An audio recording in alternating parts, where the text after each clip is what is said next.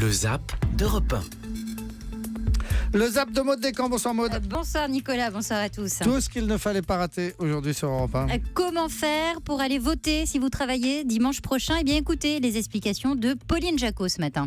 Les entreprises n'ont pas le choix. Si les employés travaillent le dimanche, ils doivent quand même pouvoir aller voter. Ça, c'est la loi.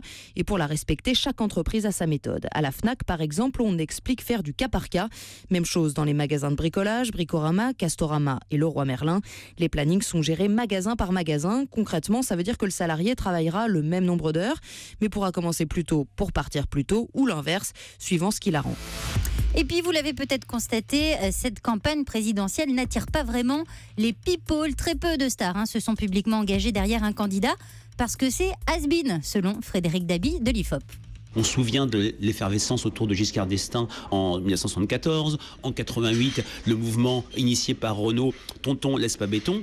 Là, on voit au contraire que ce n'est plus la mode. Les Français n'attendent pas ça. Ils attendent une sorte de proximité identificatoire. L'homme politique me ressemble, il est comme moi, plutôt que « Ah, il est proche de tel ou tel acteur, telle ou telle actrice ». Et puis, pas de panique, mais sachez que ce soir, un peu avant minuit, un astéroïde va passer à environ 1 million de kilomètres de la Terre. Alors là, Nicolas, vous vous dites, on est large. Eh bien, pas du tout, selon Alain Sirou. Un caillou de cette taille-là qui passe à 4 fois la distance de la Terre à la Lune.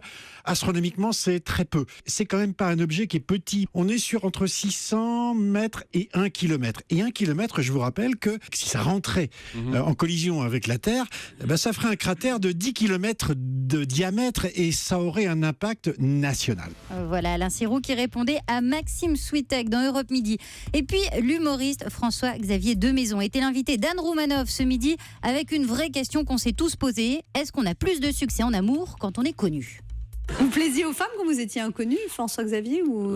Oui, quand même. Ah oui, quand même. J'avais mon petit charme, oui. Je les faisais rire. Ouais. Non, j'ai toujours eu des jolies femmes dans mes bras. C'est bien. Oui. Ah. L'adolescence, ça a été plus compliqué. Ah. Oui. Quart d'heure américain, moi je dansais avec le buffet. Personne ne m'invitait à danser. Et donc vous restiez près du buffet ? Je restais près du buffet à manger des fraises tagada. Et les curly.